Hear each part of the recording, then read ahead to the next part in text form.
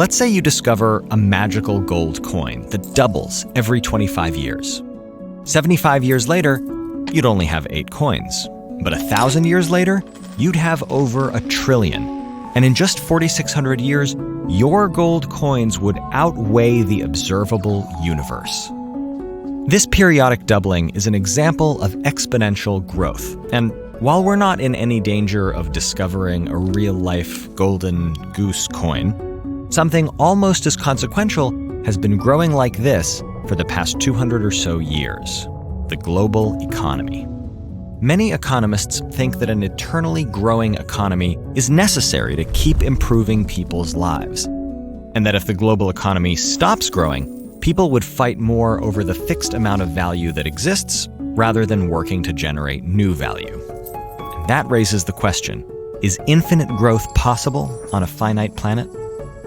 We measure economic growth by tracking the total financial value of everything a country or the world produces and sells on the market. These products can help us meet basic needs or improve our individual and collective quality of life. But they also, crucially, take resources to invent, build, or maintain. For example, this smartphone. It's valuable in part because it contains aluminum, gallium, and silicon, all of which took energy and resources to mine, purify, and turn into a phone. It's also valuable because of all the effort that went into designing the hardware and writing the software. And it's also valuable because a guy in a black turtleneck got up on stage and told you it was. So how do we grow the total financial value of all things? One way is to make more things. Another way is to invent new things. However you do it, growing the economy requires resources and energy. And eventually, won't we just run out? To answer this question, let's consider what goes into the economy and what comes out of it. Its inputs are labor, capital, which you can think of as money, and natural resources like water or energy. Its output is value. Over the past 200 years, economies have gotten exponentially more efficient at producing value.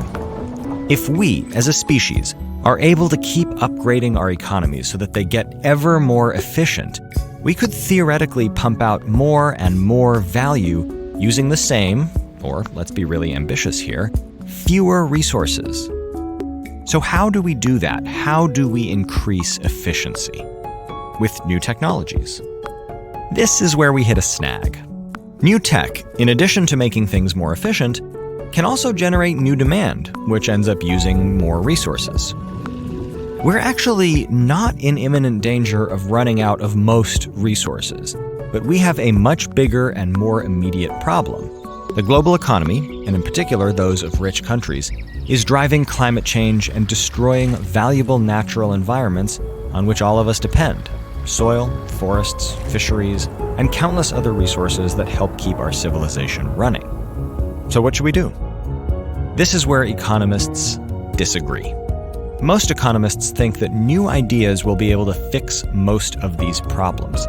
They argue that in the same way that exponentially increasing resource and energy use have fueled exponential economic growth, human ingenuity has also increased exponentially and will rise to meet these challenges in ways that we simply can't predict.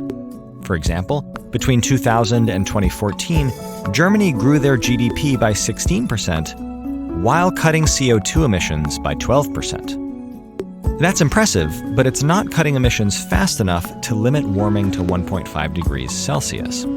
For this reason and others, some economists think the solution is to re-engineer our economies completely. They make the case that what we should really be doing is weaning ourselves from the addiction to growth and shifting to a post-growth economy. What would that look like? A post-growth economy wouldn't assume that the economy should grow. Instead, it would require us to focus on improving what we really need, things like renewable energy, healthcare, and public transportation.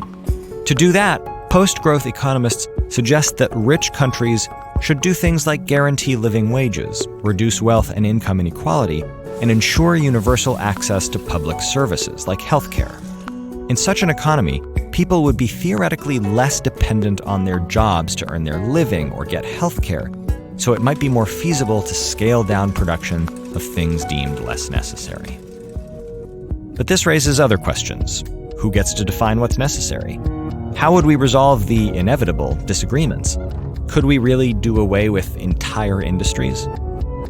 The "we'll come up with new ideas to solve these problems" approach can seem as realistic as, well, a magical gold coin. And the "we have to fundamentally change our economies" approach can seem politically daunting, particularly in rich countries.